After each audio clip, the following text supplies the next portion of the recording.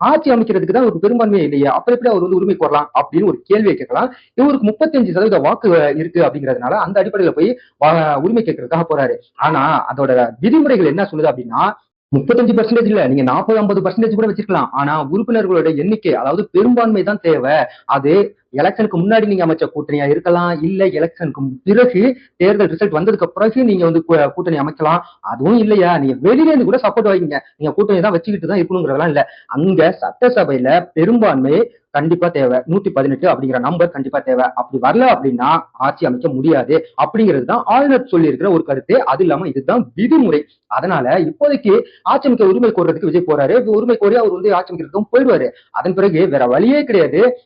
காங்கிரஸ் உள்ள இழுத்தாலும் அது கூடவே கம்யூனிஸ்ட் மற்ற கட்சிகள் எல்லாத்தையும் இழுக்கணும். ஆனா அவங்க ஒரு வேலை வரல அப்படின்னா பாமக, அப்புறம் அமமுக இவங்க இருக்கணும். அவங்க இழுத்தாலுமே ஒரு சீட்டு கம்மியா தான் இருக்கும். இப்ப வேற வழியே கிடையாது விஜய்க்கு அதிமுக பக்கம் போகணும் அப்படிங்கிற ஒரு ஆப்ஷன் தான் அவருக்கு வந்து ஒரு சேஃப் கார்டா இருக்கு.